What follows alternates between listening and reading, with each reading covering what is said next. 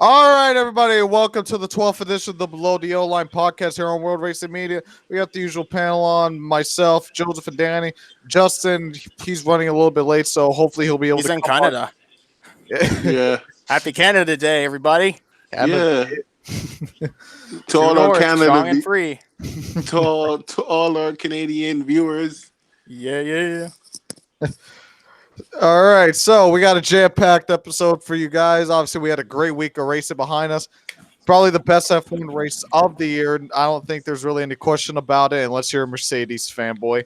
The 88 is back in victory lane. Oh Big yeah, Yeah. The big three in the Xfinity Series continue to dominate. Brett Moffitt wins in an unsponsored truck. It's all a bunch of juicy stuff to talk about, so let's get into it.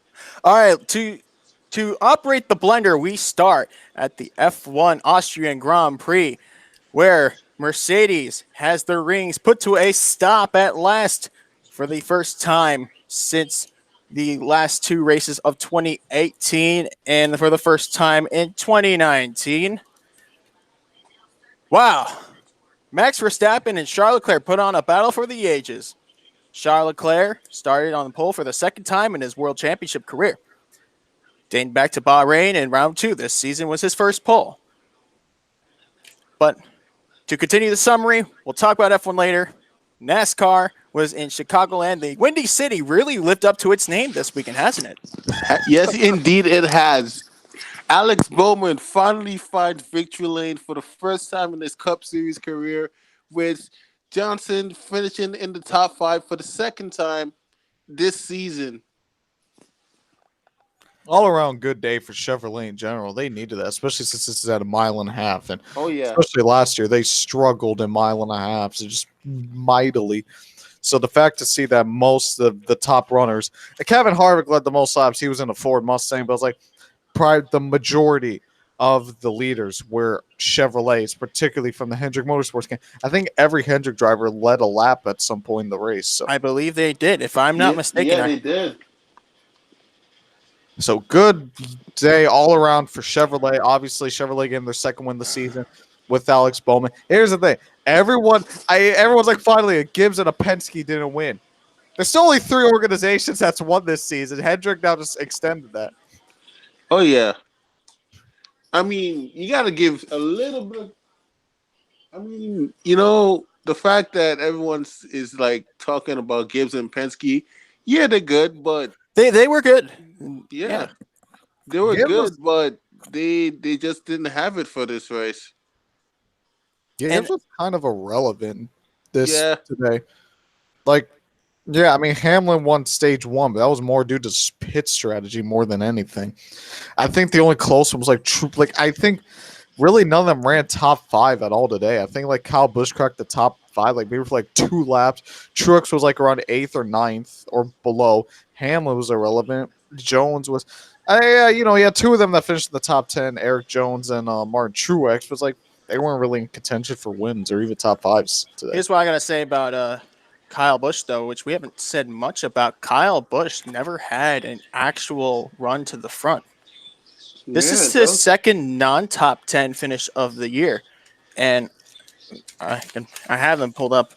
Kyle Busch so far, everyone was talking about him. Kyle's going to win. Kyle's going to win. But at the start of the season, when we looked at Alex Bowman, and what's funny is Alex Bowman, I have his stats right here.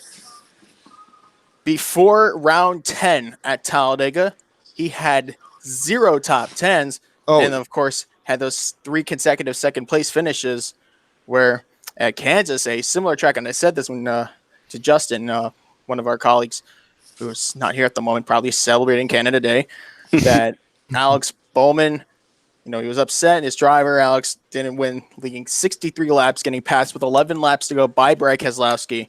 That wait till Chicago.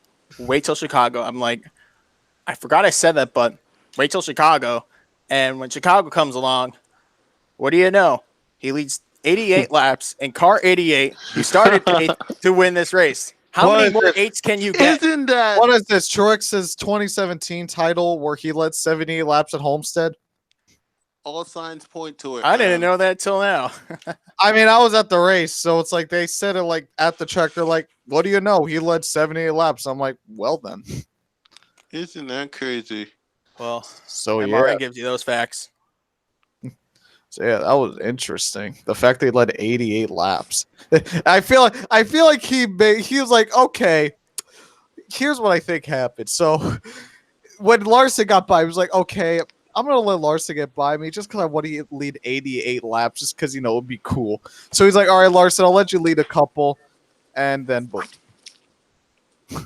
He's like, "Okay, that's enough. I got to lead the rest. Bye bye." Yeah. Well, you want to also know something about this cup race, though? I think that caught my attention, and it's not the 88 car from Hendrick Motorsports that's impressive. It's the number 48 car. 48. Yeah, your guy, Jimmy Johnson. He led, what, 12 laps? No, 10 laps in this race. Jimmy had a top 5 car all race long. Oh, yeah. And this wasn't some fluke that we see in the Roval. This wasn't some Plate race. Well, plate race. No, go on. then I was gonna say technically not a play race, but if I really want to get to technicals with the tapered spacer and the plate, they're strict, but I won't get into that. So continue. I said this about Alex Bowman after Dover when he finished second and led 16 laps, that Alex Bowman is no joke. That second place finish, which came at Talladega, that very race before, is not a joke. And some second place finishes at restricted plate tracks can work. Some don't. Then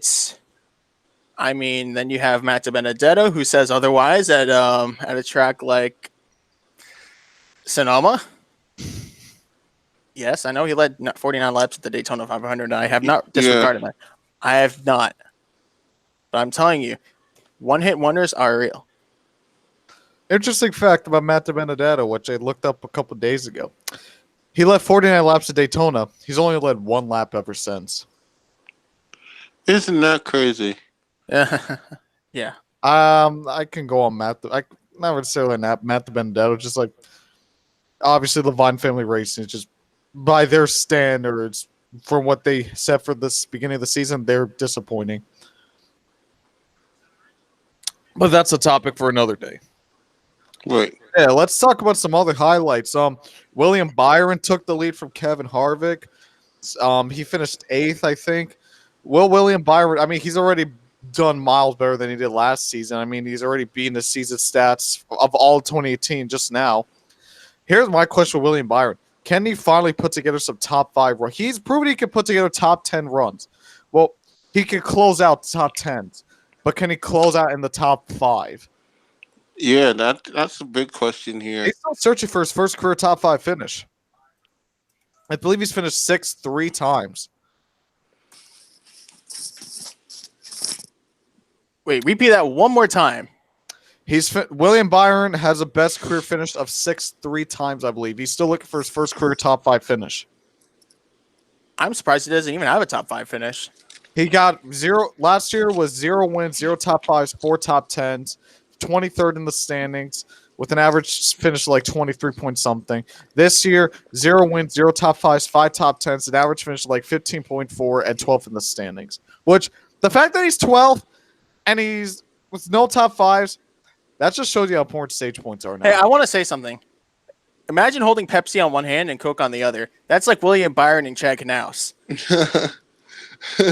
No, I'm not joking. Oh, man. William Byron and Chad Knaus are like that weird combination that usually Jimmy Johnson is seeing as yin and yang. Yeah. But this combo that we are seeing with Byron and what's his name? Chad Knaus, they're going places. I think that they can get into a position where there are lots of open doors to like victory. And watch Daytona. Remember when they had speed? Oh, man. Yeah, William Byron's definitely one to watch at Daytona. Well, we'll get more into Daytona when we start talking about it later in the podcast to give our picks. So, but yeah, that 24, it's had a massive quality and improvement for the season.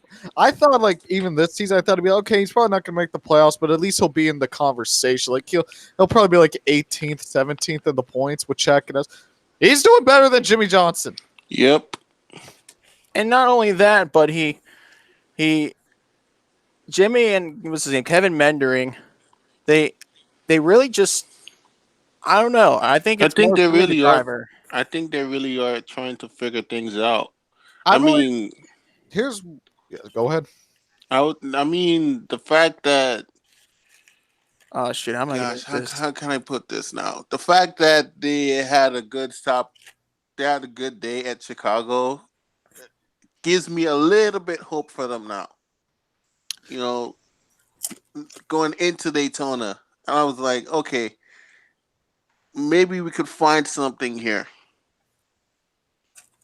But Here, I don't want to get too excited yet because Daytona is very unpredictable. here's my thing. I Right. feel like Jimmy Johnson, like right now in the season, he's like in like limbo between like flat what I call like flashes of races where they have like 2 or 3 races where they're competing for the win and inconsistency. Like if I had to have like a chart, I guess like of a line you'll have like like top 5 always competing for wins like week in and week out, it's like dominating. Then you'll have like the quiet performances, but you're still consistent. You'll have like dominant, good, consistent, quiet, and then like in the middle is like inconsistency, and then you got like flashes. Yeah. Like so, Jimmy Johnson, I feel like is in the middle between inconsistent and flashes. It's like it's like he's inconsistent when it comes to competing in the top. Like sometimes he'll be in the back half of the top 10, other times he'll be like in the top 15 or top 20, or like around that area. And then I'll have those flashes of top 5s. So that's what I mean. That's what I mean by like he's leaning more. Which I mean, at this point for him, if Jimmy Johnson's inconsistent with top 10s, I think that should be an absolute win for him.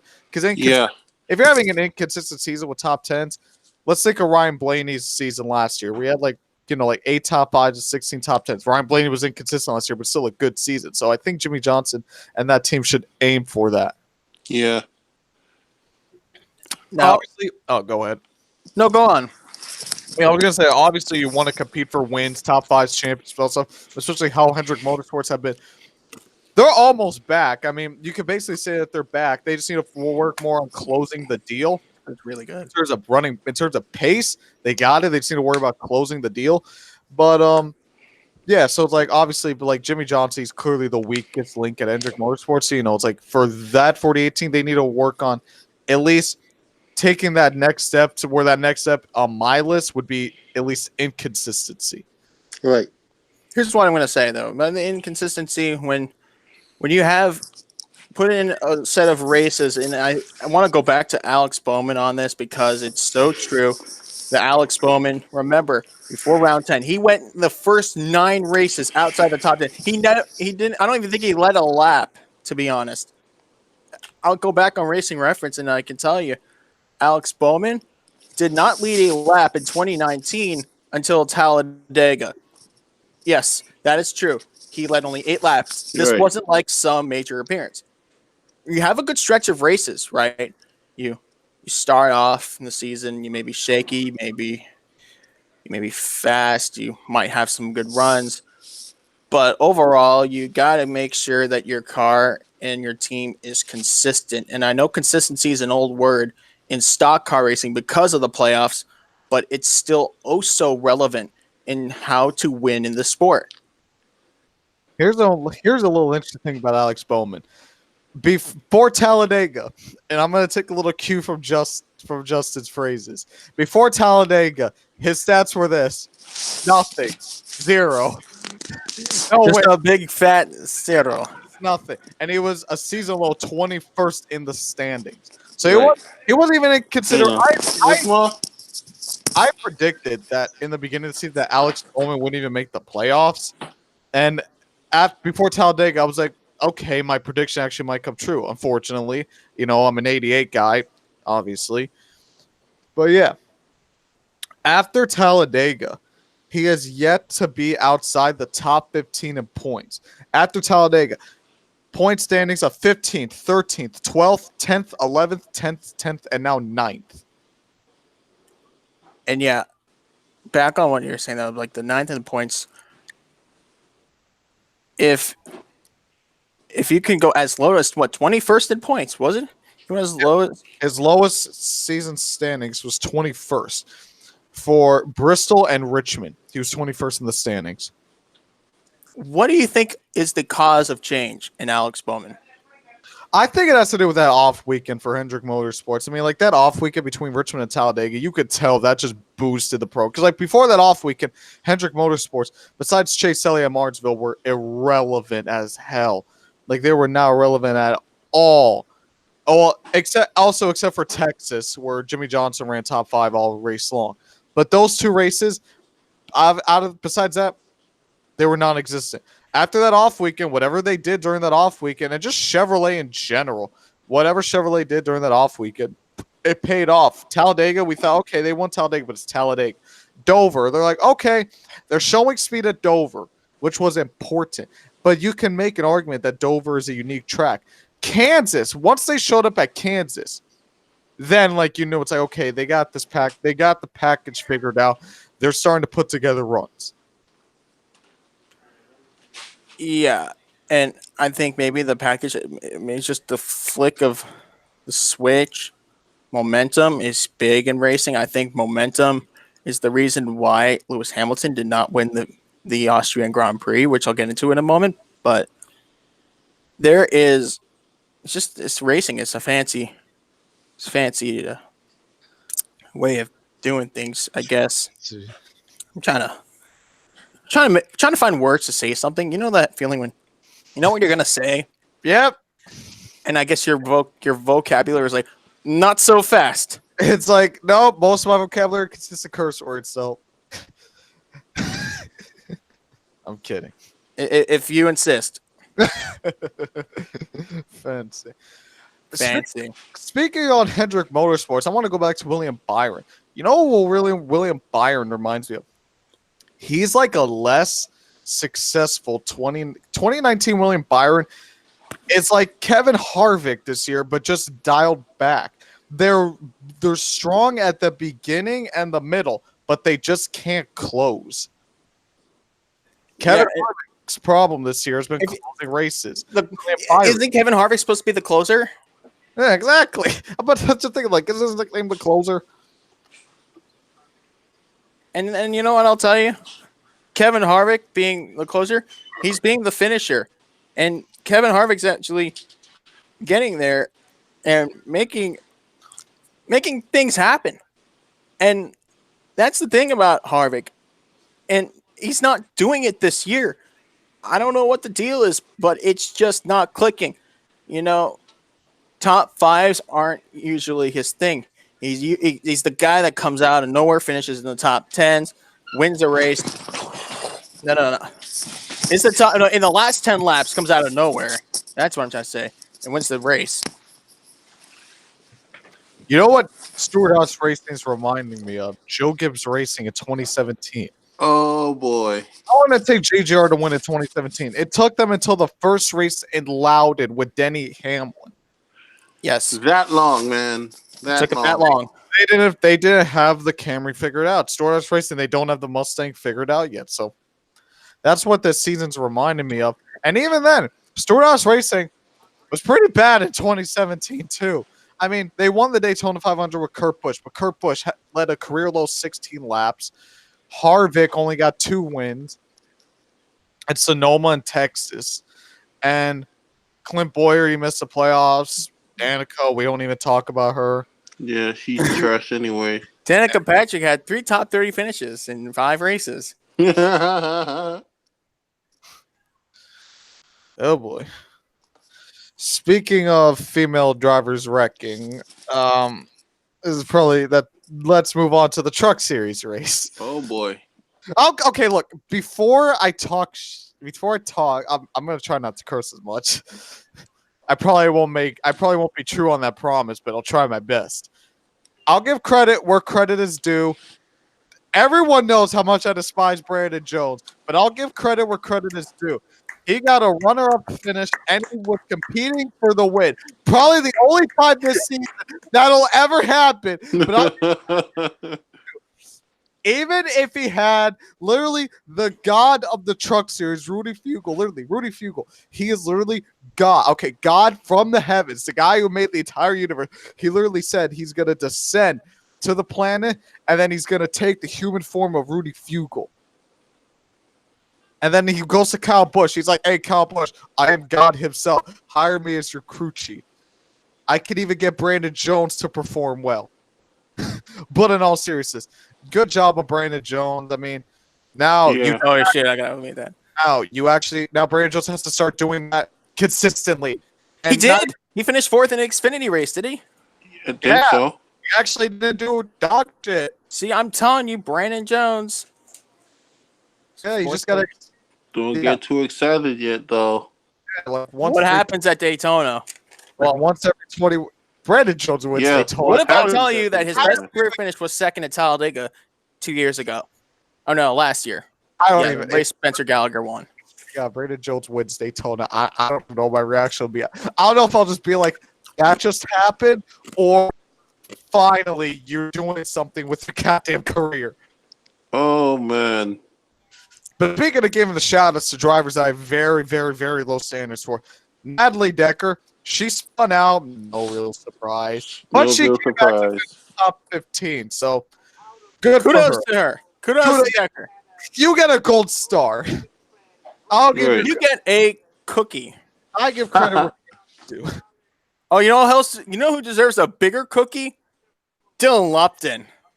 Hey, your favorite Oh, driver. that guy. I wrote down Dylan Lupton's stats. I have his third career start, first top 10, started in ninth, and his DGR Crosley debut. And yeah, he does have a top 10 in the Xfinity Series. That was a luck in 2015. But could you really make out of that one? The No. savior. I called Dylan Upton a savior. You know why? Because in 2016, with 15 laps to go, he brings out a yellow. When I literally said I need a yellow, 15 that laps race. to go. A few moments I needed later, a yellow too in caution 2018. Where did that happen? hold on. Oh wait, go on. In 2016, Dylan Lupton brings out the yellow, and everyone pits, and then with like 10 to go, we all know what happened. Yeah. And then throughout the rest of the race, Johnson wins his 7th championship.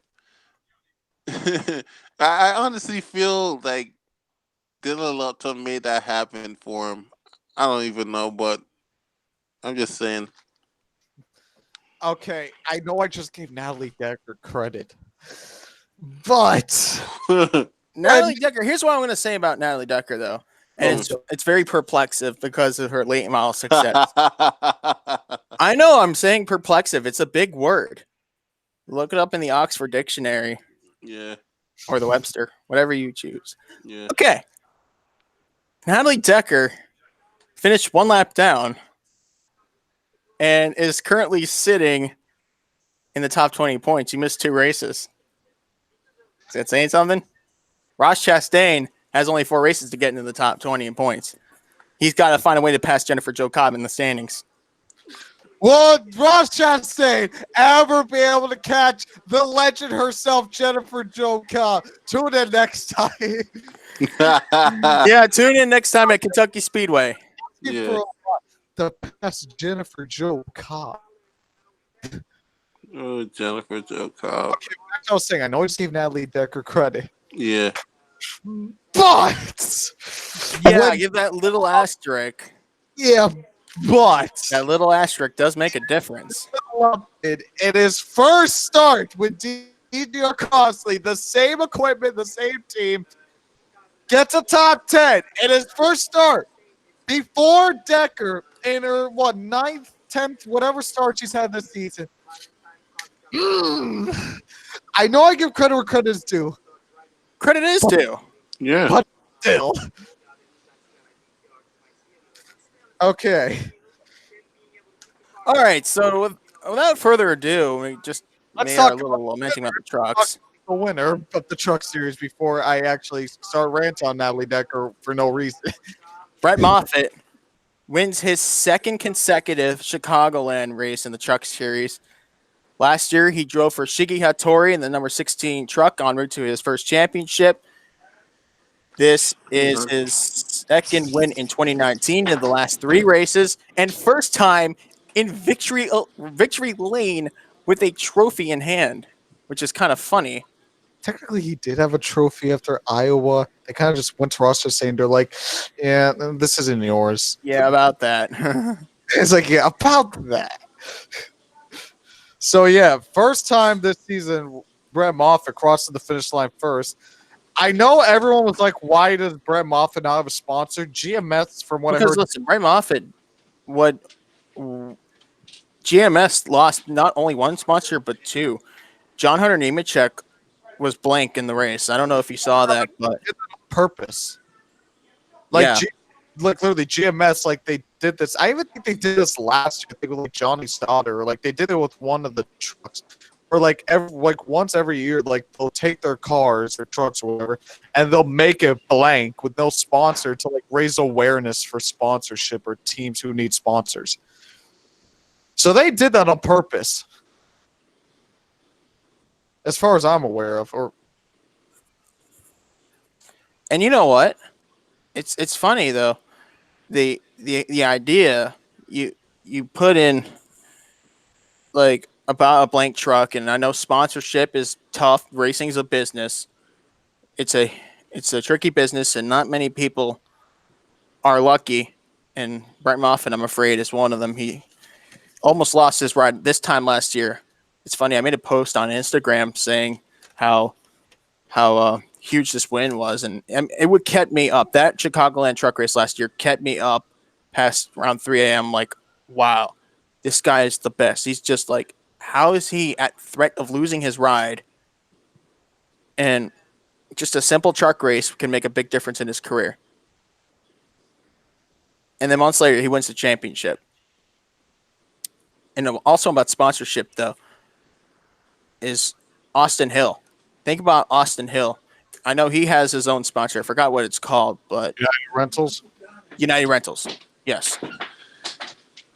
United Rentals in Austin Hill is actually helping Shige Hattori in the team. And usually I don't like I don't want to call them pay driver, or say drivers that have financial assistance in their back that come into a team and help fund them. You know where I'm going with this.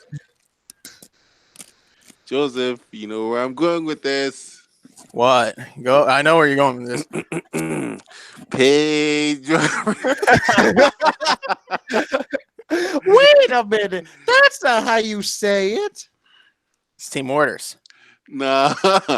Team orders. We'll get on to the team orders section of the podcast later. Yeah. It's hard to spot any once we get there, but Yeah. speaking of team orders, we got a lot of stuff now about that truck series race, and the chase standings is all over the place because I think I can here. Let me keep talking while I pull up the truck series standings on the World Racing Media Twitter, because I use my own source.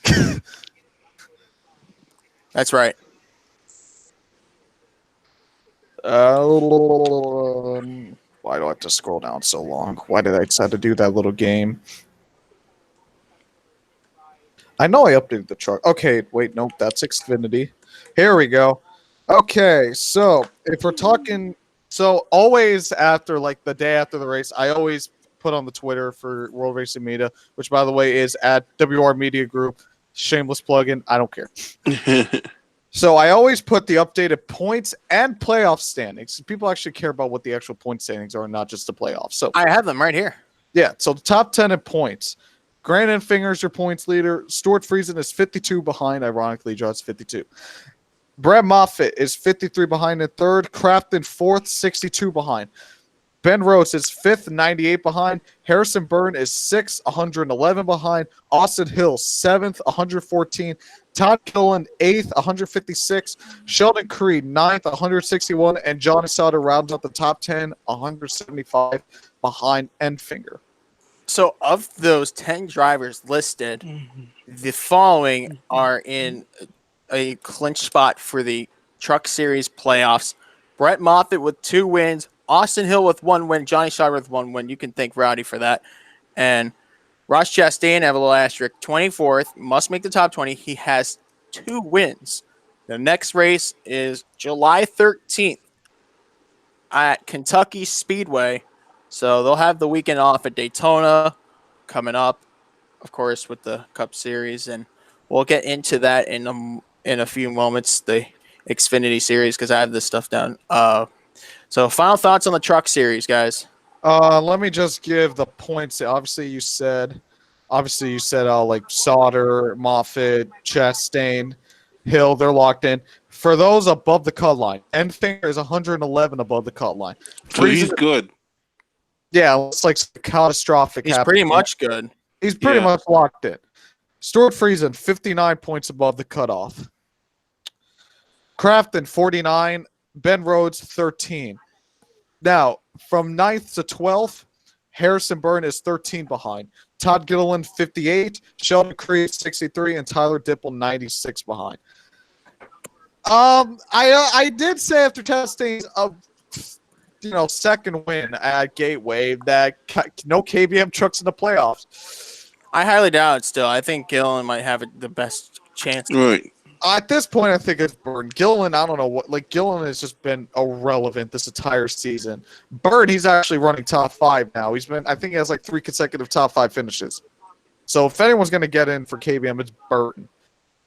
You're right. And I don't know, maybe there's extra pressure on what's his name? Extra pressure being put on Todd Gillen. Todd Gillen. And I think everybody's coming into the season saying he's going to win every freaking race. He's going to win every race. He's the new Christopher Bell. He's the new Kyle Busch, new Eric Jones. It doesn't work like that. Psych. And maybe there's a little curse from the 2018 misery he's had in those close calls, like at Osborne at Texas. Well, I think Rudy Fury actually used to be the crew chief for the number 4. So I think there was a crew chief change. So maybe the crew chief and driver pairing just isn't meshing. I mean, just ask Dale Earnhardt Jr. in 2005. It still hurts that season. Also, interesting fact about speaking of Dale Earnhardt Jr. 2005. Right. Alex Bowman, going back to the Cup Series race, Alex Bowman has more wins at Chicagoland than Jimmy Johnson. Teddy's like I cry every time. Also, before we move on to the Xfinity Series, since we gave the Truck Series standings, I feel like it's only fair that we give the Cup Series standings. So let me pull that up. I think I actually posted that earlier today. So yes, I did. So the top 10 in points for the Cup Series. I'll give the top 10 in points. I'll give the playoffs. So top 10 in points. Logano leads. Kyle Busch 18 behind. Like Stuart Friesen, ironically, because he drives the 18. Brad Keselowski, 3rd, 67, tied with Harvick. Brad Keselowski and Kevin Harvick are tied 67 behind, but Keselowski... And you know what? Go ahead. Here's what I say about this, about Keselowski. I seem a little bit sleepy. Right. That's all I got to say. He's just sleepy. Who? Keselowski. Oh, yeah. Something about this time of the year is always getting to him. Usually something good happens at Daytona, which I think is the case. Daytona is good. It's good for him. All right, so back to what I was saying. So Truex is 5th, 96 points behind. Hamlin is 6th, 103 behind. Elliott is 7th, 107. Kurt Busch 8th, 140. Bowman 9th, 168, and Blaney 10th, minus 178. Now, for the playoff grid, there are 7 drivers currently locked in. Logano, Kyle Busch, Brad Keselowski, Truex, Hamlin, Elliott, and Bowman. For the points, Harvick plus 194, Kurt Busch plus 121. They're the only 2 drivers to be plus 100 points. Ryan Blaney is plus 83, Almirola plus 66, William Byron plus 39, Larson plus 35, Johnson plus 20, Suarez plus 18, Boyer plus 15. Now the cutoff, I put it just like the Truck Series within 100 points of the cutoff, so 17th through 22nd. Eric Jones is 15 points behind. Newman is 20 points behind. Stenhouse minus 58. Menard minus 62. Austin Dillon, the first RCR car, the highest RCR car in the points, minus 79. And Chris Buescher minus 82.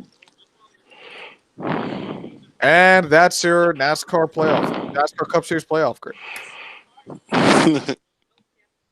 Alrighty, so now that that's all set and done, we got to move along to the Xfinity Series at Chicagoland for round 15 of 33. We have 9 races before the playoffs and 1 sleeping participant. I swear, I thought you were snoring. Me? Yeah, I'm not kidding. But nah, bro. I think we need to ship you a My Pillow. You go and sleep on us. Visit mypillow.com. Nah, I'm here though. Okay. Cole Custer gets his 4th win of 2019. Christopher Bell would cross the line 3rd. Not meant to be, disqualified for an infraction post-race. Cole Custer started 3rd and led 151 laps en route to his 4th victory of 2019. Joey Logano, first Xfinity start of 2019, 2 Chicagoland wins, 1 for Gibbs 10 years ago and 1 6 years ago for Team Penske. Finished 2nd, leading only 20 laps. Many people thought he was the favorite to win. I said, don't speak too soon. Right. And look at me. Tyler Reddick, the man of the last few races in the Xfinity season, like Charlotte and many other tracks. He's won 3 times this year. Led no laps, started and finished in 9th. And here's my guy, Michael Annett. I like what I see out of Michael. Finishes 3rd. He leads 25 laps. And this ain't Michael Annett. What do you guys say? Someone else took someone. It's a Michael Annett's twin brother. Yeah, but good job for Michael Annett. Got a 3rd place finish, technically 4th. But, with Bell's DNQ, with Bell's DQ, not DNQ. Bell DNQ's in a race. I think the world something be up. Yeah, that'd be something. But yeah, Michael Annett 3rd place finish. Like this is his 3rd or 4th top 5 of the season. So great. I mean, Michael Annett just. There's been something, like I said this a while back, there's just been something this season about just like drivers who feel like they're trying to prove a point. They're trying to prove that they're the better driver than people claim them out to be. Look, everyone said Logano was a fluke, was like, a lucky champion. Like he didn't deserve his title. He's leading the points right now. Reddick, everyone was like Reddick didn't deserve his title. He's been leading the points all season. Everyone's saying like Annett doesn't deserve his ride at JRM, and he's out basically performing as the best junior motorsports car. Can I gotta say something about Justin Allgaier though. Many people saw him as the favorite, even though he has 2 wins. He DNF'd. Allgaier just their playoff misery. Last year their playoffs were just miserable, and that's just been carrying on to this season. I think the monkey has grown on his back. What do you guys say? They put a different. Yeah, I don't know I really don't know what's going on. Like literally, I think they're the only team that everything was just kept the same. Like remember last year, like before the season started, they made a whole bunch of changes to junior motorsports, but they kept the 7 team the same. It was the only team they kept the same. So what the hell is going on? How did this team? It's I like have no idea. It's like Harvick. Like Harvick and Allgaier having very similar seasons. How do you go from having like career seasons to just being irrelevant? Being irrelevant is one thing. And Well, for their standards, compared to their 2018 season, they've been irrelevant compared to their last season. Right. Or did I say 2018, 2018? You know what I mean. yeah, I know. So I don't know what's going on with Allgaier. Maybe they just don't have this Camaro. I mean, Gregson, he's a rookie, so you can cut him some slack. Annette's been performing. That A car has been probably the best junior motorsports car. And Allgaier's he's been the second and sometimes even the third best junior motorsports car. He's the highest in the points, but it's like, I don't know. I mean, he's getting outrun by Austin Cindric. No, Austin Cindric is currently 4th in the points. He's the highest driver without a win. There are 3 road courses before the playoffs start. Watkins Glen, Mid-Ohio, Road America. He could certainly win on one of those races. But for what he's doing on the ovals, I mean, he's being serious now. He's driving like it's Brad Keselowski leeching in the 22. Right. I wouldn't go that far. Yeah, you're right. But yeah, I mean, Brad Keselowski, you know, like when he Cindric got a top 5, and I'll pull up the stats. I got him right here. 0 wins, 5 top 5s, 12 top 10s in the recent 15 races. Now compare this to last year's 33. 0 wins, 7 top 5s, 13 top 10s. He's almost doubling what he's done the entire last season. I thought he only got 1 top 5 last season. He's got 7 last year. Yeah. Oh, all right. Yeah, Cindric has been improved. They just don't have. Here's the thing. This is what it seems like. Unless you're Reddick, Bell, Custer, and occasionally Allgaier, and occasionally Annette, no one else has race-winning pace. I mean, think about it. Chase Briscoe, John Hunter, Justin Haley, Austin Cindric, they've been performing very, very well. They're just not competing for wins. I would say that competing with wins, there are less leeches, as people say, the less cup drivers. Mm-hmm. I see it in effect, if that makes any sense. I see that like starting to fall into place where guys like, Chase Briscoe are having good runs. Even Michael Annett is shining at tracks like Chicagoland. But there's only 12 drivers that can make the playoffs. And we pretty much know the clear cut of the top 3 or 4 that'll be in it. So I'm a little lost on who is the big 3. Do we really need to call it the big 3? Because look what happened to the big 3 last year. Not one of them won the championship. It was Joey Logano. Should have been money on it. True.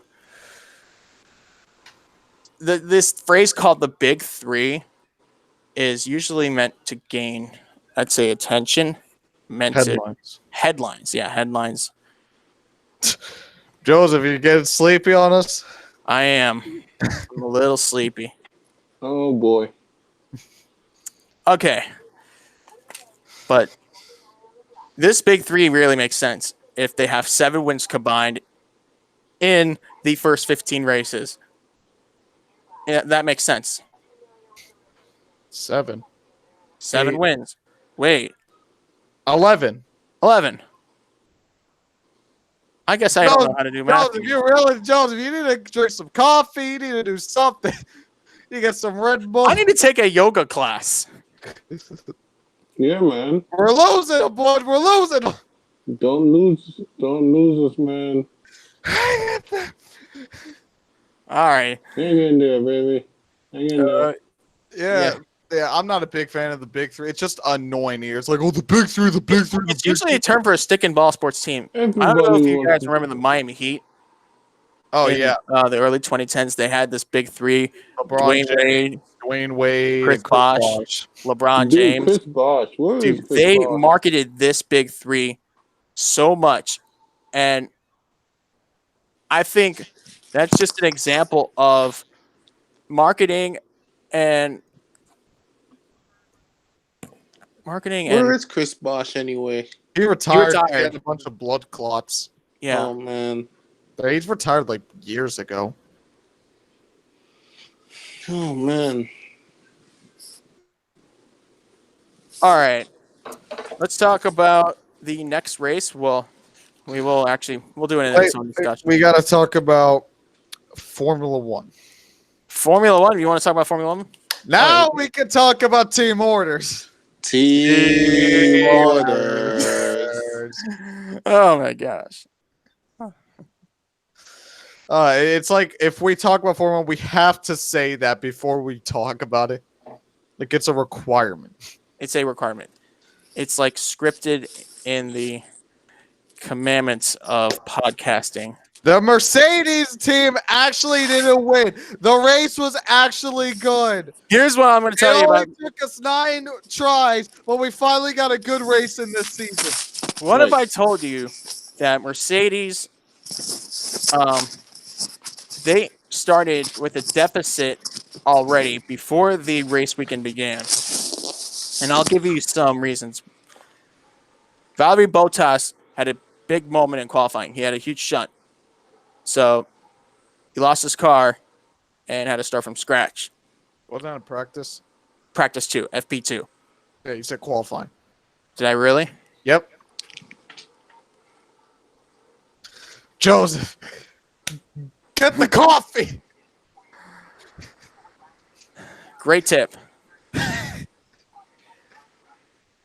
All right. So here's what we got. Round 9 of 21. Mercedes ends their long streak of wins in the first 8 races. Lewis Hamilton ends his podium streak of 2019. Did I say 2018? No, you said 2019. 2019. Good clarifying. Max Verstappen scores his 6th career win and first of 2019. First since Mexico of last year. Back-to-back Austria wins. And congratulations, Honda. The first engine victory since Jenson Button back in Hungary of 2006. 13 years ago. Not to mention, How about that? Verstappen has the fastest lap point to his name. Second place was Charles Leclerc. Charles Leclerc was the guy of the headlines. Everybody was talking about him. Second career pole. Second of 2019. His first coming at Bahrain, where he finished 3rd. Finished 2nd in Austria. His career best as of now, and it was a tough loss. Many say that Charles should have won the race. Right. Verstappen made we'll get into that in a moment, that it was a little iffy move. Finished 3rd in Austria. Career best finish. He got passed with 3 laps left in the race. And, yeah, 3rd place was Bottas, started 3rd even though he crashed in FP2. And Hamilton 5th, first non-podium of 2019, and he's still seeking his 80th career win. Mind you, he also had a 3-place grid penalty that relegated him to 5th from 2nd due to interference. Didn't Vettel finished 4th and Hamilton finished 5th? Yes, Vettel finished 4th. Oh, I thought you skipped Vettel. No, I have the full results right here. Okay. Let's give a call to Antonio Giovinazzi, his first career point in F1 in his F1 career. Yeah, if we're gonna take a look, both McLarens scored points, with Lando Norris being best of the rest. We got a Toro Rosso who scored some points. We got both Alfa Romeo cars scored points. So good showing for the small teams. I think Joseph knows what I just said. I think Joseph knows what I just put I'm in. just getting word that Jimmy Butler is done, and an angry Miami Heat fan is texting me. I forgot it's free agency day. Oh boy. Okay, but Danny knows with the little sly I just put in there, right?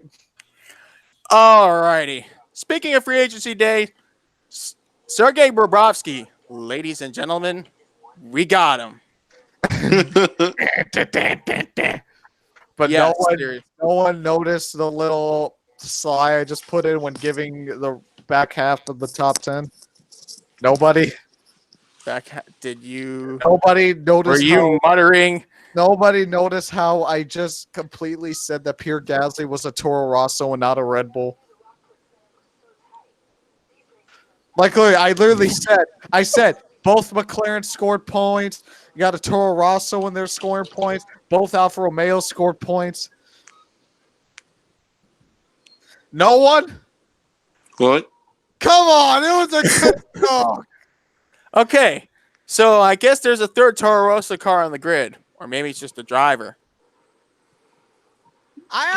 This is why I'm skeptical about Alexander Albon being the replacement if it happens, because Pierre Gasly actually did good at Toro Rosso last year, and everyone was like, promote him to Red Bull. Well, he's promoted to Red Bull, and he's still driving like he's raced for Toro Rosso. So that's why Oh my god. Alexander Albon's is going to end up the same way, and then everyone's going to be like, get Alexander Albon out of the ride. I feel like they're just going to rush Alexander Albon. That's why I'm probably one of the very few people who say give Danny Kvyat another shot. See, Danny Kvyat, I mean, listen, sure he wasn't the best in that time when he drove for Red Bull. Yeah, I get it.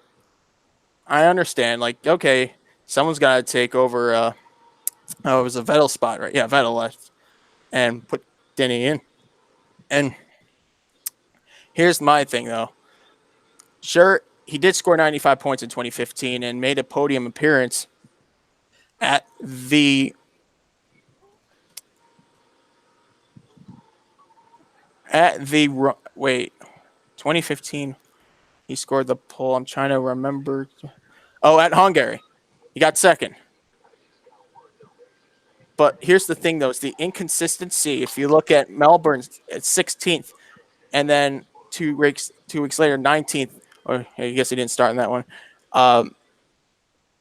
10th place at Catalunya, 4th, 9th, 12th, 6th. You know what I mean? It's up and down. And then here comes Max Verstappen taking the spot. So, Well, yeah, I mean, because Danny Kvyat's got the experience. He's matured as a driver. he's a torpedo. Still, I mean, just imagine that. You got Max Verstappen, probably the most aggressive driver competing for wins. And then you got the torpedo. It's the... But the torpedo is definitely even better than That is how you piss off the grid. Let's just say the torpedo did a lot better of a job than last year's Kiwi did. Exactly. I'm saying give Albon another season in Toro Rosso, give him that experience, let him develop as a driver, then move him up. Yeah, move him up, but at the same time, if you got to be careful taking a young driver up the system, because if you do that, then you don't know what's coming next. There isn't a discrete answer of what's going to happen. What's going to happen if we jump Leclerc to Ferrari in a second year? What's going to happen if we put Gasly to Red Bull? Or even as far back as what's going to happen if we put Lewis Hamilton into McLaren in his first year? Also, if you're worrying about who would replace Albon in Toro, who would replace whichever one the Toro Rosso, I'm pretty sure one of them will be in a Red Bull next year, and the other one will stay. If you want to know who's going to replace them, Pato O'Ward. You know what? In Pato O'Ward, he's already in Super Formula. Super Formula is his new place. He's going to be making his first F2 start. I think he already did it, actually. And you know what? what? His first of 2 starts were... I forgot the driver. Danny Kvyat. Did I literally forget what driver I'm talking about? We're talking about Pato O'Ward right now. Pato O'Ward. Oh Dude. my god! Oh, the guy who missed the Indy 500. Okay, so hold on, paddle hold on. award Ladies and gentlemen, we got him. again. Joseph, I need you to do me a favor and stay off the damn. Damn weed. Funny because I'm clear. I'm clean as hell. So Don't be calling on the show. Ha! Or else I'll be saying goodbye. We get a call from the FBI on my phone during the podcast. Be like, "Hello." They're like, "Yeah, we're watching your podcast. The Joseph guy looks like is he on drugs?" And it's like I can neither confirm nor deny.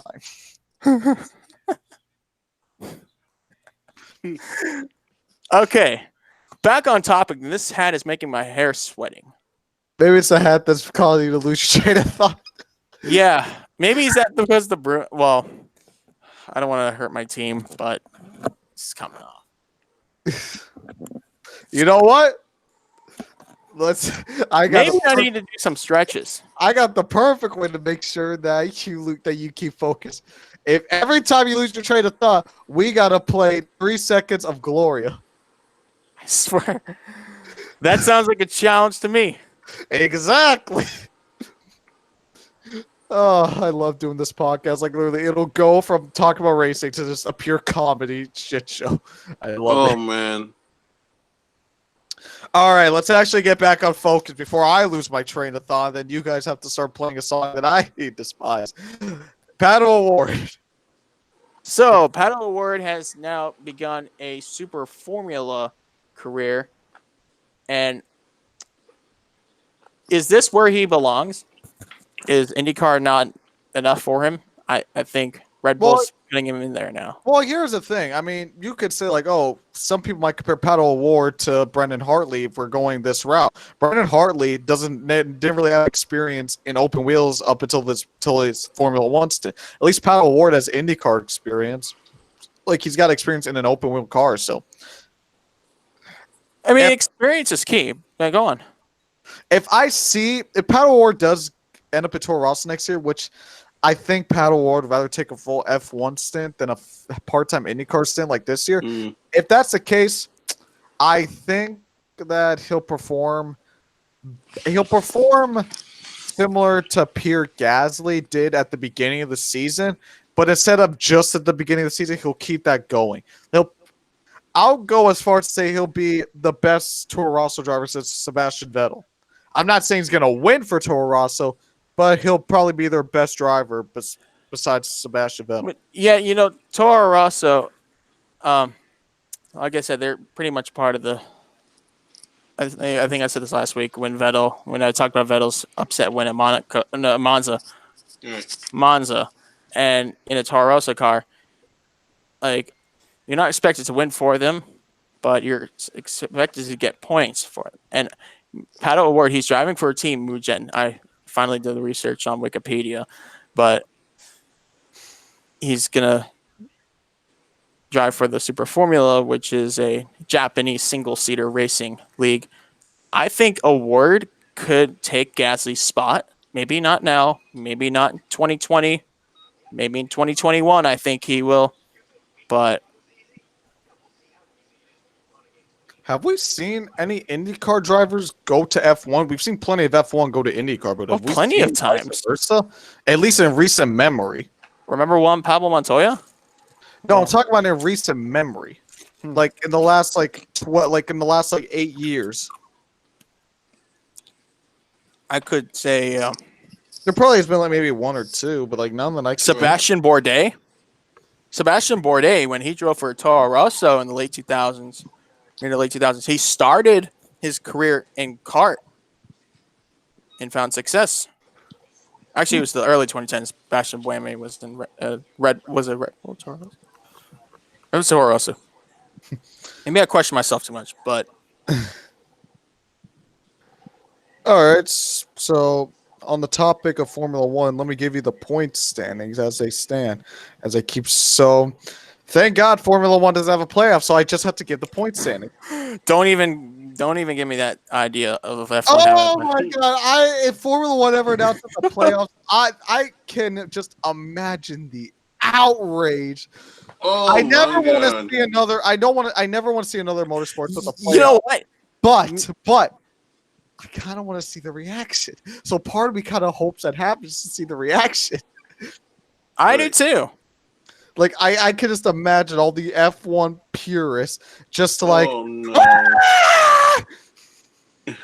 know- They won't be screaming like Angry Birds. Actually, they would. Yeah, they'll probably screaming a lot worse. All right. I'll tell you, they'll probably react like Ford fans when a Red Bull wins a supercars race, which we will talk about somehow. But All right, let me give you guys the top 10 points for Formula One. Lewis Hamilton is the points leader, followed by Valtteri Bottas, 31 behind in second. Max Verstappen moves up to third, 71 behind. Then we got a pair of Ferraris in fourth and fifth with Vettel minus 74, Leclerc minus 92. Then we got Toro Rosso leading best of the rest and Pierre Gasly minus 154. Then here comes a pair of McLarens, Carlos Sainz and Lando Norris, 167 and 175 behind respectively. Then you got Kimi Räikkönen leading the way for Alfa Romeo, minus 176. And then you got Danny Ricciardo, the best Renault, in 10th, minus 181. Please tell me you guys got this. Please tell me you guys heard my joke this time. Oh yeah, I heard. Toro Rossos. Yep. Yep. Snuck in another Toro Rosso joke. Ain't that a bitch? Or should I call him Torpedo Rosso? I'm gonna keep calling Pierre Gasly a third Toro Rosso car until he gets a podium. That's the requirement for me. Get a podium, and I'll actually consider you in a Red Bull car. A Red Bull car? Like, you gonna sign me up? You're gonna actually sign me up, put me in a seat, and say, "Hey, I want you to win me a championship, a world championship." Yeah, Joseph, we're gonna put you in who loses their train of thought in like 2 minutes. We'll put you like you'll be You in the don't car. want to do that, man. Here's what's gonna happen. Like I'm gonna be like the crew chief or whatever the race or whatever they have in Formula One, and Joe, I'm gonna ask Joe to be like, "How's the car? How does it feel?" Then you're just gonna be like, "Wait, what am I doing again?" That's gonna be like, "Pierre Gasly, where are you?" Okay, so All right, I think we're done with Formula One for now until we start talking about. Well, actually, yeah, no, we are done with next Formula race is at One. round 10 at the Silverstone, the famed Silverstone circuit for the British Grand Prix, coming 2 weeks' time. And yeah. So we'll probably talk about that more in depth in next week's podcast when we're actually closer, because we got an off week for Formula One. So I think there's the 6 hours at the Glen. So let's talk about that. Mazda actually won. I'm happy. I like that livery. And Bravo. Yeah. that was the first pick. That was the first pick this week that I got. Only pick this week I got right. The Mazda 55. So They finished 1-2, Dan. You know what that screams? Team orders. Yeah, it was a pretty good race. Probably it's probably the weakest race of the week, but I mean, this week Yeah. race has been very, very good. So it's like, I'm not saying that's a bad thing. It was still a solid race. I'd probably give it like a 7 out of 10. So yeah, it wasn't bad, but it just wasn't as good as the other races this week. What do you guys say? Yeah, I gotta agree with you, buddy. It was a great race. Yeah. Yeah, the race was good, just not as good as the other races. And, and let me tell you something. The LMP2 battle may involve 2 cars, but guess what? They're 1 point apart. That's going to be interesting. How many races we got left in the season? We're halfway through. That was the end of round 6 of 12. All right.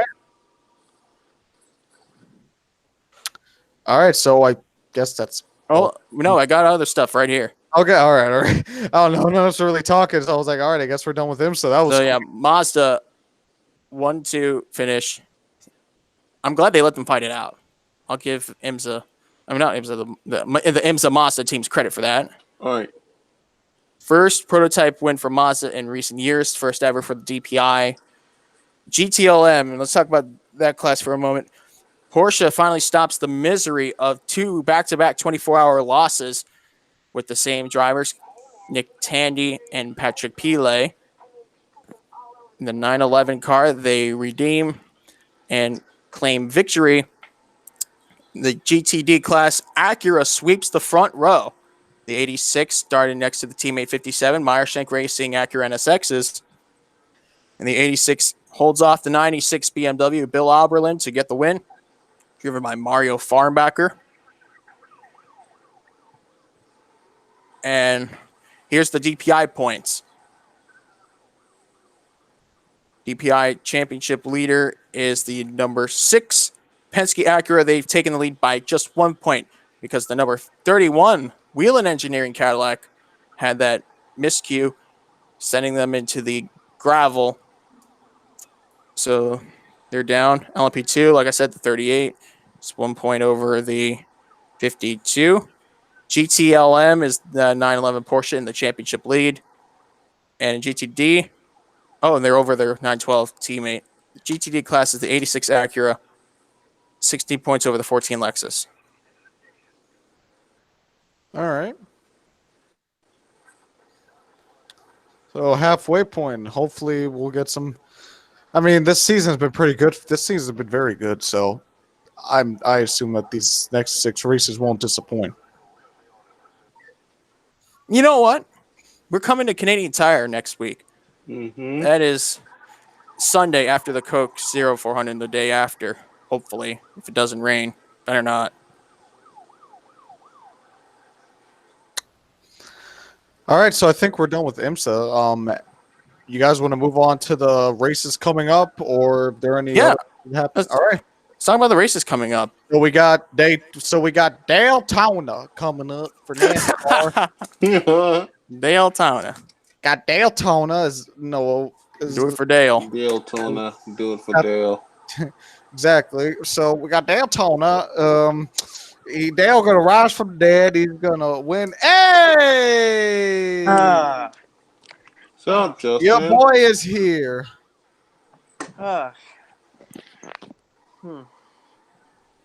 So Yeah, I'm good. we're just about to go into Happy Canada Day, boy. Happy Canada Day, bro. Thanks. Hey. We're just about to talk about Daytona. You know what? I think I need me some Tim Hortons coffee. Oh yeah, Justin. Here's the thing. If Joseph starts to lose his train of thought, we got to play 3 Seconds of Gloria. Okay. So keep that in mind. Like Thomas said in the chat, you will suffer. Yeah, You know, You Suffer is the title of the world's fastest song. Fun fact. Seriously? Yeah. By Napalm Death. Look it up.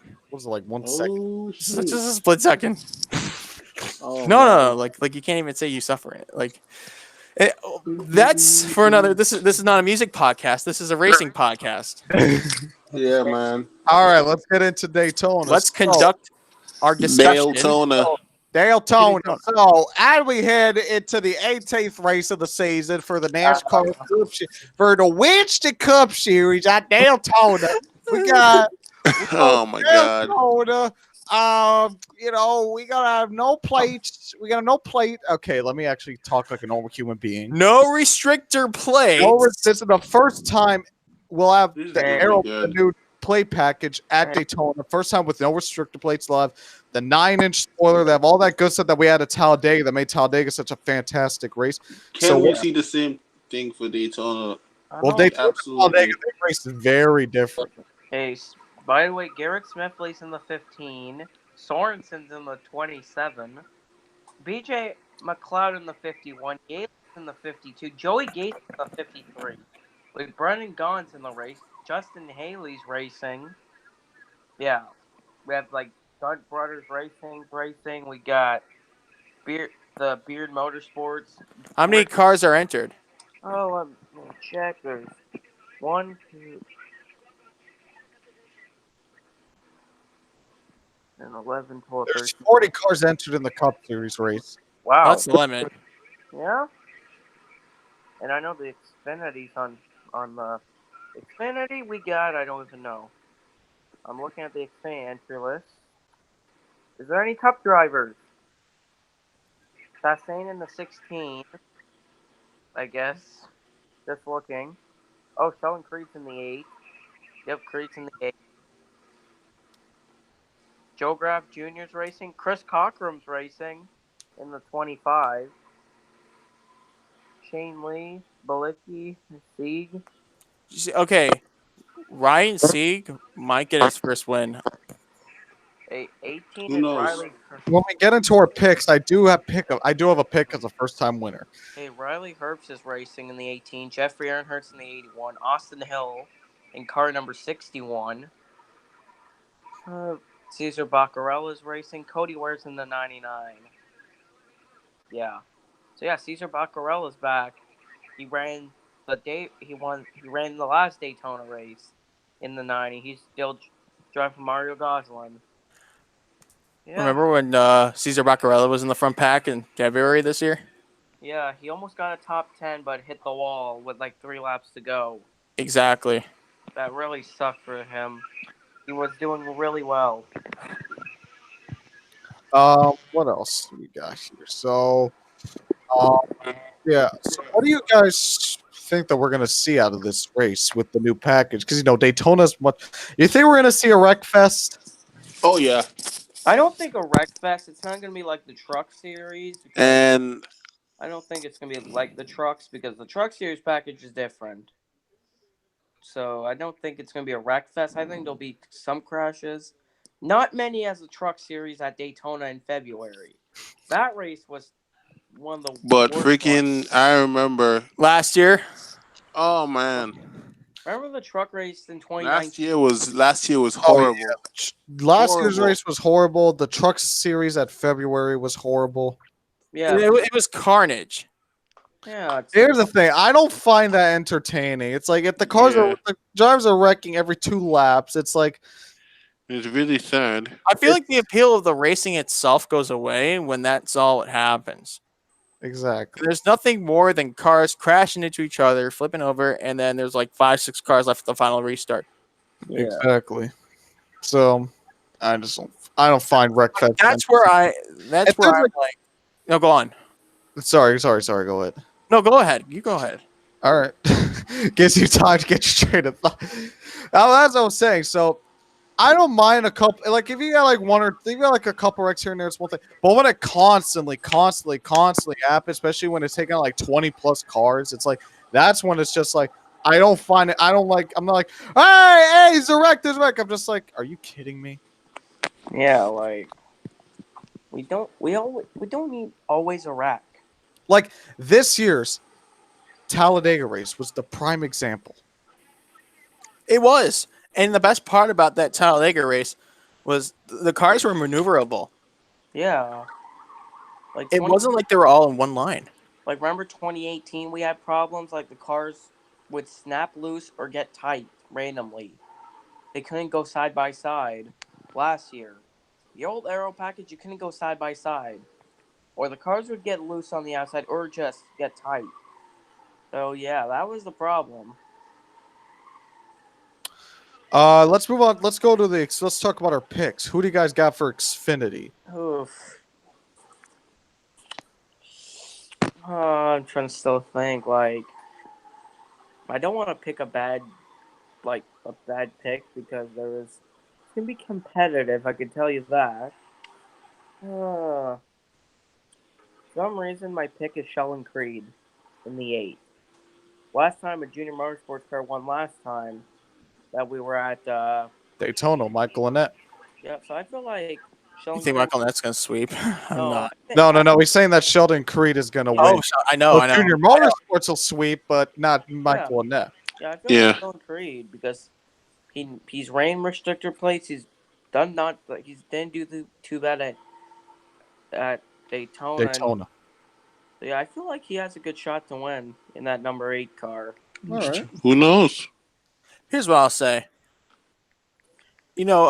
Toray Racing is making their debut in the Xfinity Series. Yep. With the number 61. Yes. Yep. And they have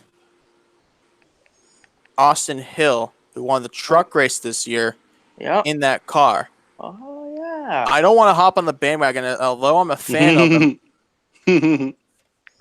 Just remember, Dale Jr. won 3 Daytona 250s in July. Yeah. And everybody was on the bandwagon when he drove the 3 car to win in 2010. I remember that race. But to go on now, controversy has been key to the finishes of the races at Daytona in the last few years. Yep. You take a look at 2016 with the caution at the last turn. You take a look at 2017 with the overtime line and 2018 with the yellow line. What is going to mar controversy in this year's finish? We're starting to see a trend. It's going to be a bunch of big ones. I feel like that's the last one to I hope not. I hope there's none, but if I had to check one off the list, it'll probably be just a shit ton of big ones.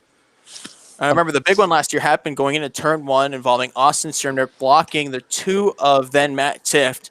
And he just came right in front of the pack and he barreled. Yeah. And then we had another crash with all 3 RSS cars on the front straightaway. Custer got turned by Jeff Green and collected Jeff Green, JJ Aley, and Ryan Sieg. All 3 of the RSS cars were in that big one on the front straightaway with 10 laps left. Because there was Custer made a bad block on the 93, and then Jeff Green got in the back of Custer and caused the big one. See, I like when I see Jeff Green though. Yeah, he's supposed to have a hand surgery after this race. So Jeff Green's your pick, Joseph? I don't know. You better not park the car. Well, Jeff Green finished 7th in the first race in the same number. He drove this is Xfinity Series, right? Yeah. He did? Hold on. I'm actually looking this up now. Keep talking while it's like Josh Balicki's 30. Like Josh Balicki's in the 38. 39th Ryan Sieg, the 93 is Jeff Green. So the 3 RSS cars. Wow. He actually finished 7th. Yeah, and Ryan Sieg got 4th. Ryan Sieg also got 4th. I thought you said that. Let me look this up when Dan said. I think I could just end my career on that note. Thank you all for watching. He's gonna be fast in qualifying. Yeah. Like RSS, there's some tracks that are not good at, but the restrictor plates for that team is really good. Yeah. Like, is it only the restrictor plates? But I mean, all 3 cars have the cars that don't start and park for that team. I have a sandwich. Like Jeff Green, Jeff Green, and Jeff Green and Ryan Sieg are really good at restrictor plates. But only Ryan Sieg has a chance at the other tracks. But I mean, at the plate track, the actual normal tracks. It's especially Green and Sieg, the 39 and the 93. They're both good at. Their cars always run in the front at restrictor plates. Yeah, that's what I mean. Jeff Green, for the rest of the season, he's not going to be racing because of surgery. So somebody's going to take his place in the 38 that we still don't know who. Because they are going for the owner's title. The 38. That's why the 38's racing all the races like the 93 and the 39. Well, they're starting park to gain money. Yeah, but I don't know who it is going to be. I think it's Josh. But Josh Balicki's already driving the 93. Josh Balicki. So I think it could be someone else. I'm trying to. I probably know a driver. I'm just thinking Reed Sorensen. Ryan Ellis or Reed Sorensen could be in that car because I've seen Reed Sorensen run Xfinity and crap cars. I've seen Reed Sorensen win in the Xfinity. Well, back in the Busch Series, 2007 Gateway. Usually the 38 and 93 start and park at the other tracks and the 39 races with Sieg. Sieg always races. But because Sieg... For Pete's sake, he's got a chance at this damn Xfinity Series championship. Remember Ryan Sieg when he got second place at Iowa? in 2017. He held off Tyler Reddick for second. That's impressive. A Ryan Seagar holding off a Ganassi car behind. I find that very impressive. Like Yeah. Ryan Sieg. I think he needs a cookie. Like Ryan Sieg is right now 12th in the standings. Just Give kidding. him one. He Give him deserves one. a lot of credit. Ryan Give Sieg him one, not even Joseph. ahead of Greg Galding in the 08. And Greg Galding did finish second at Talladega in that 08 car. A lot of people are like, oh, he didn't deserve that second place, but I was shocked to see Greg Galding get second in that 08 car for Bobby Daughter. I did not expect that, but that was really impressive. It was. So, Joseph, Danny, who are your picks for Xfinity? For me, I would have to go with. I'm like being Gosh. played with right now by my immune system. I'm I so gotta go with close to sneezing. Allgaier, or I gotta go with Allgaier or Bell, Christopher Bell. I was this close to sneezing. Bless you, brother. I haven't sneezed yet. Just saying. Okay, but for the Xfinity race, I'm going with the number 18 is Jeffrey Earnhardt. No, No, 81 right. Stefan. Okay, I'm 18's going Riley. Riley Herbst. Going Riley Herbst. I'm just nervous. The qualifying rains out and he doesn't make the race. Well, it depends. I know the 28's on the verge of not making it if there's rain. H2 Motorsports number 28. Joe Graf Jr. in the 21 car. Let's see if he actually qualifies this time. Well, if he could it depends if there's qualifying. Rain at Daytona is the problem. Yeah. Every year there's a threat of rain. It's not like February at Daytona. The weather's completely different. Yeah. This is My July. my pick. Here's the thing. The best cars at the two restrictor plates this season have been from the Calling Racing team. So I'm picking someone from the Calling Racing stable to win the race. I think Justin Haley redeems himself at Daytona. He's going to cross the finish line first for the second year in a row. And like Mike Joyce said with Regan Smith, this time he'll get to keep it. Yeah, like Justin Haley's not been bad this season in the Xfinity Series. No, he's really decent. Yeah, you've seen what he's been doing in that 11 car. He has already 11 top 10s and 15 races completed. Like he's I know it's not good that he's getting hired by College Racing. A lot of people said, It's not bad. He's got one top 5 and 11 top 10s. in 15 races. And yeah, in 15 races, and his average finish is 9.9. That's and really good. 12.5 starting average. That's not bad for him. Not at all. Only 2 races has he finished outside the lead lap. I don't see anything wrong with Justin Haley right now. Yeah, like seen what he's been doing in that 11 car. Yeah. He has teammates that are experienced. I'm like, I don't know if I'm going to sneeze or not. I don't know what my body wants to do. because the number because Haley has Allmendinger, his teammate. I literally don't know. In the 16 of Ross Chastain. Yeah, Ross Chastain.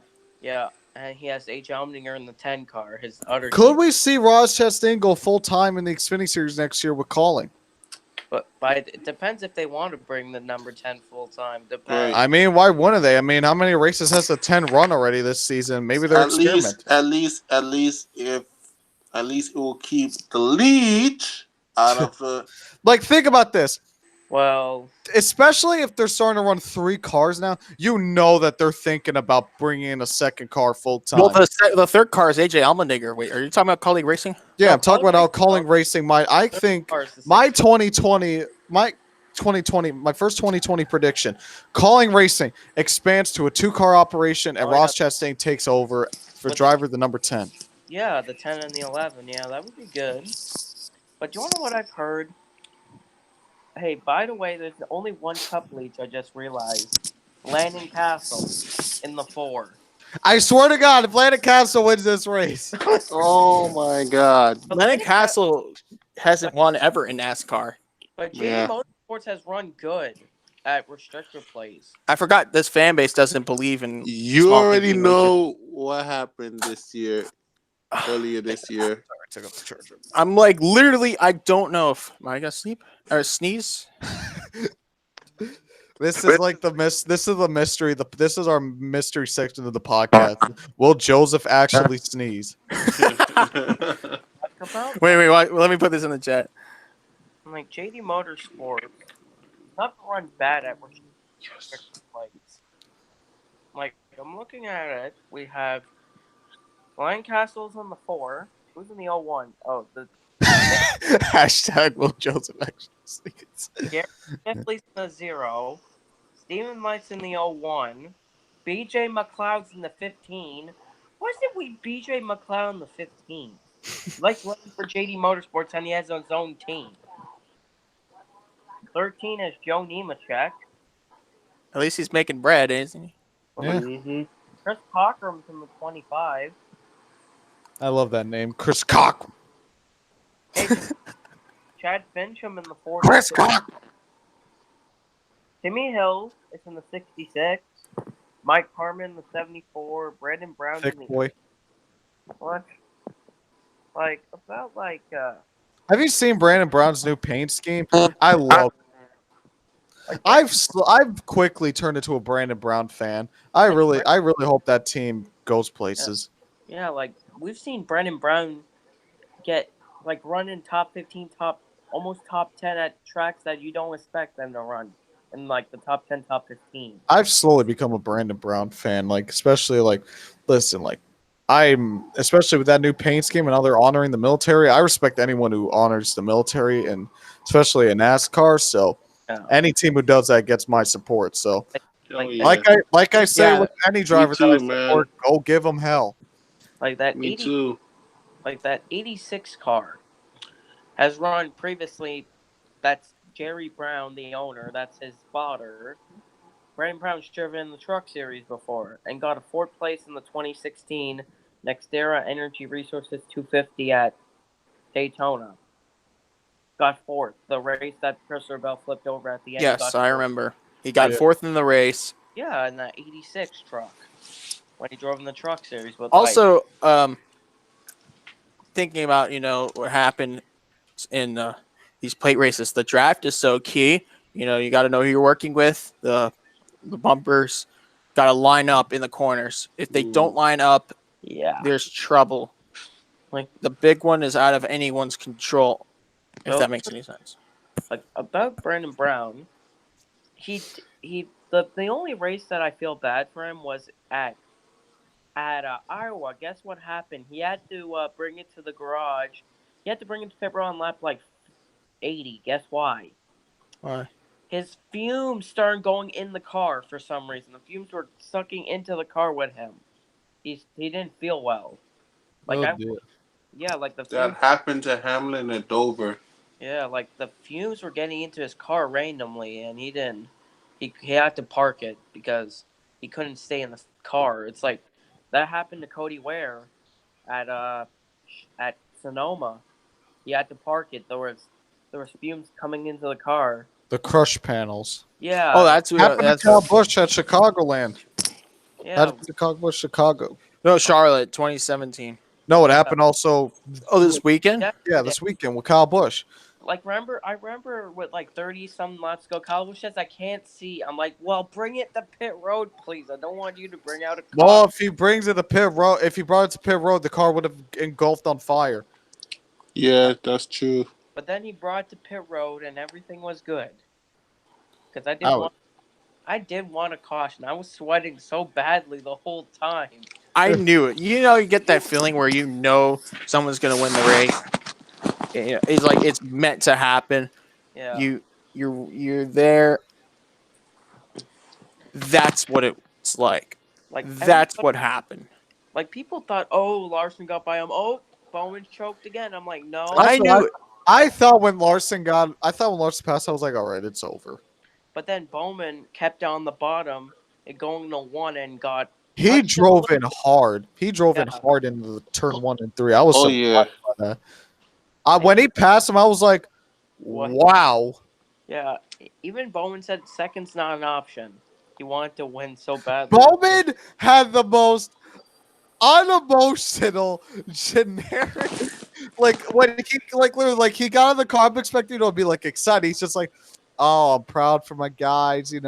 I don't like finishing. Like just the way it was He's talked. humble. It's Yeah. okay to Yeah. be No, humble. it's just the way he. No, it's just the tone of his voice sounded like he was purposely holding it back. Like he was like, "Oh yeah," he was like, "I'm excited for my guy." Like I was just like, "This is the most boring, unenthusiastic, unemotional Victor Lane interview."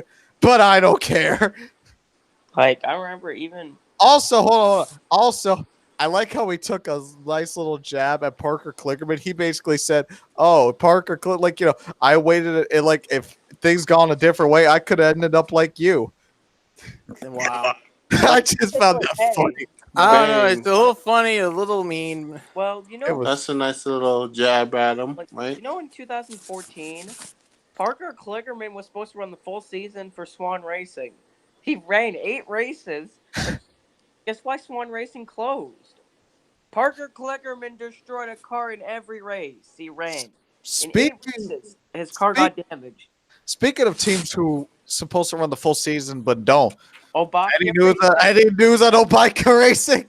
Oh no. There's Bill Romanowski who owned the team with Brandon Davis. What's going on with the 97 team? Obakia Racing. They ran 2 races last year, and then they're like, "Oh, we're gonna run the full season." Careful what you say. We're still waiting. Well, I remember last year during the Texas race, the first race that Obakia Racing raced in the Cup Series. Somebody said David Starr was going to win in that 97 car at Texas. Wow, I don't know what drugs they're on. But Obakia Racing, they say, "Oh, we'll run the full season." I've never seen that 97 on the track yet in 2019.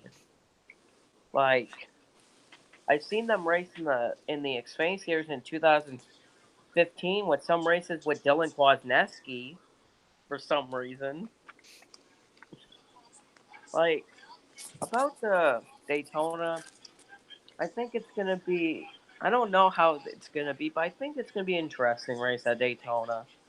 What are you guys' picks for the Coke Zero Sugar 400? I got For me, it's hard because Daytona. Anything happens at Daytona. That's the Hell, problem. For me, I don't want to pick something bad. For some reason, I think William Byron in the 24. Because he had a fast car at Daytona in the Daytona 500 where he started on the pole and did really good. So I feel like William Byron will get his first career win at Daytona. So basically, Hendrick will win 2 weeks in a row. you say William Byron. Yep. All right, what about Danny, Joseph? What about you two? I'm gonna go with my man Johnson. So we got 2 guys going for Hendrick Motorsports back to back. Yeah. You know who I got? Who? I'm gonna go with this guy. He won the pole at Daytona in the 500 this year.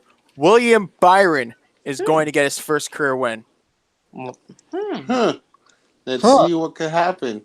Yeah. All right, let me give you guys my pick. All right, so he had a horrible season last year. He had the worst rookie season for Hendrick Motorsports besides Brian Vickers. Brian Vickers trumped his worst rookie season. Brian, yeah, go on. That's a 5. But one of the highlights of that abysmal rookie season was Daytona, where he took the lead from Kyle Busch and led laps. It's the same pick as Justin and Joseph, but I had to make a big explanation because that's just who I am. William Byron is going to get his first career win. I know, so original. I honestly got a feeling that the winless streak for Jimmy Johnson will happen on Saturday. He will get his 84th career win, tying Darrell Waltrip, and Bobby Allison. Bobby Allison has 85 career wins. You can't change my mind. Oh, did you watch that YouTuber's video? Slap shoes. Yep. Yeah, slap shoes. Huh. Yep. Like about like the like I know one thing, Sorensen's not gonna win in the 27 car because You might one, make me. Now you're gonna make me change my pick. what? Sorensen's in the slow premium car. What? If Justin Haley in the 77 can compete for a top 10 at Talladega, why can't Reed Sorensen? Well, Justin Haley's in the 77 again at Daytona this time, but I remember he was doing so good at Talladega, then got caught up in the wreck when Chris Buescher, Almirola, Di Benedetto all crashed, and he got collected in the 77. And Justin Haley ran Sonoma in that 77. Not this week, not Quinn Houff. Quinn Houff ran yesterday and Quinn Houff's finished gonna win. last. Quinn Houff's gonna win. No, Quinn Houff's not in the race. He was Coming out of 4, Quinn Houff gets his first career win. like a lot of people. I don't know why people say NASCAR was inconsistent yesterday. Remember when Harvick barely tapped the wall, brings out the caution? Sounds like Kenseth at Richmond in 2017. Oh yeah, where he locked up the brakes and it brought out the caution.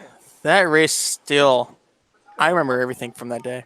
But how did locking up the brakes bring out a caution? It's confusion to is he blowing his motor? Because NASCAR's desperate. Well, like They're desperate for TV timeouts. That race yesterday. When I saw Kyle Busch smoking, he says I can't see. I'm like, oh god, bring it to pit road because I don't want a caution. I was like, come on, bring it to pit road. When I saw Lars, I'm like, oh god. I remember Ben was yelling at Paul Menard the whole time. He was telling Paul Menard, Daniel Hemrick out the effing way. Paul Menard, Like, get the fuck out the way. because Paul Menard and Hemrick were kind of acting like Ryan Newman, blocking. Well, no, Hemrick got out the way when he could. Paul Menard just being in Yeah.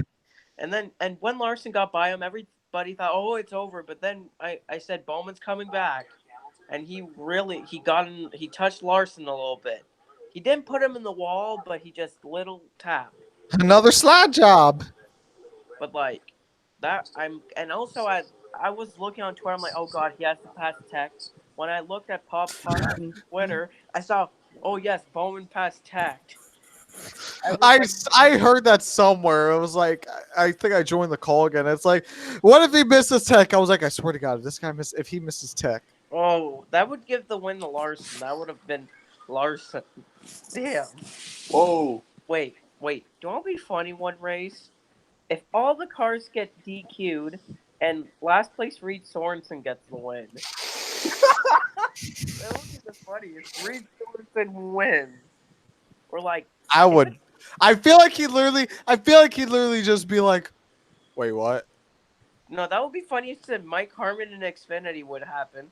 And no, Like I feel like Reed Sorensen would just be like, because he'd probably like park the car, like he'd be like on his way home, and then it's like he gets a call. He's like, hey, we won the race, and he's like, what?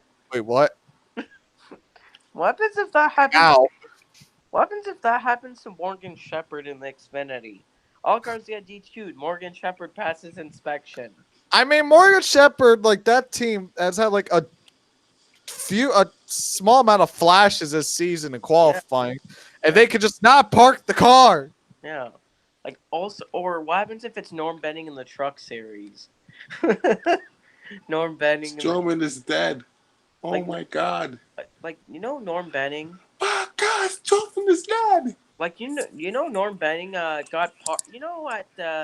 At Chicagoland, Norm Benning actually got parked by NASCAR. You wanna know why? Why? Because NASCAR officials told him to he was shown the black flag and he didn't respect the black flag, so he got parked by NASCAR on lap 35 of the race. Yes, well, 35th lap, and got black flagged. Who got black flagged? Norm Benning on lap 35 of the truck race got black flagged for black flag with the white cross because he didn't respect the black flag call, and NASCAR even told him to park it because you're too slow, and he Oh, didn't respect that, so he got black flagged and parked. The wow. last on the 35th Oh lap, man. like, That's not fun. hey, you know Yeah. what happened at Martinsville in 2018? Mike Yeah. Mike Seneca, David Hoots told Mike Seneca to park it so many laps. Mike Seneca's NASCAR pavement license got revoked. The only thing he could race at in the truck series is Eldora. That's the only race that Mike Seneca could race in in NASCAR because yeah, that's totally awesome for Mike Seneca. Like like that race at like that Chicagoland race was quite interesting. Then in the then again Majeski won in ARCA. Ty Majeski's on a roll. We got to talk about the ARCA point standings before going off. All Um, right, let's talk about it. so looking ARCA Chicagoland. So here's what I got. Ty Majeski scores his third win in the last 6 races. Yeah. 7th consecutive race, ending a run since Toledo of May 19th. So they have not gone a single race weekend off since pretty much May. Yeah. But And now the it doesn't matter what kind of ARCA racer it is. No two ARCA racers are the oh same. Ty Majeski started second in this race. And yeah. here's the top 5 results. Michael's, and points. Because points is big. Did I? In the points lead with 2,830 points scored to his name is Whoa! Michael Self. Second place is Brett Holmes minus 35. Third place Travis Braden minus 60. Fourth place is Christian Eckes minus 85, and fifth place Joe Graff Jr. minus 205. So Well, there you have hey, that. by the way, do we know sixth place is not going to win the title? That is, by the way, sixth place, Tommy Vi Jr. is not winning the title. In Here's the thing about this ARCA season, though. because there's not many full time There's a guys. lot of comers and goers. But do you know what's the problem? There's not many good teams. Remember what happened last year? Remember MDM Motorsports, the championship winner. Remember Creed's championship was with MDM Motorsports. They're Yeah. not there. They're not Yeah, I there do. anymore. They had 3 full-time cars. They had Purdy, Zane Smith, and Sheldon Creed last year full time. They had 3 cars full time. They're not there anymore. The 32 team is only a part-time team, so they're not going for the championship. There's some. There's also Mason Mitchell Motorsports. Their team does not exist anymore. Their team All shut. right. So you have that. Is that everything, or is there anything else to talk about? I know that. What else? I think we talked about IMSA and Canadian Tire. We talked about Daytona Yeah. for NASCAR. Daytona. We covered IMSA at. You just said that. I know. I'm talking about the Watkins Glen race. Yeah. 6 hours of the Glen. So yeah, the 54-hour trifecta of endurance racing has come to a close. Yep. At least Porsche has something to smile about. Yeah. By the way, about the next ARCA race is the same week as Kentucky on Saturday, July 12th at Elko. Elko Yeah, but we'll get more into that next week. Yep. Speedway. I think we got Kind of ourselves. sucks, doesn't it? I don't know. I'm glad ARCA needs this weekend off. Yeah, because the small teams, especially like Brad Smith, like the small teams have to need this. Like Wayne Peterson and Brad Smith Racing have to have an off week because they have less resources. Like Andy Hillenberg also, Andy Hillenberg brings 3 track My time. bad. Brad Smith always brings 1. Wayne Peterson sometimes brings 2 cars. Like it's the problem. It's some of the teams bring 2, 1, sometimes 3 cars. Like the smaller teams have to, Like, like the smaller team have to take a break. There's sometimes not many employees. once I've seen a video about Mike Harmon's truck. Guess how many pit crew members? How many? One jackman, one tire changer, and one fuel man. 3 crew members. Oh my god. Well then. That's the problem about underfunded pit crews. This is why the smaller teams like Anarca and all those series have to have a break after a while. All right. So yeah, Daytona should be a fun race. Yeah. Of course. Who doesn't love side by side white knuckle racing? That is just why fans come. We just have to make sure there's no weather. It's the weather, it's the problem. You're right. Yeah. And the weather hopefully plays out well so we could watch that IMSA race the next day. Yep, on Sunday. 4th of July. Everybody have a happy, safe 4th of July. Yeah. Yes. So that's really everything. So you guys got anything you want to say before we sign off? Stay for the 4th of July.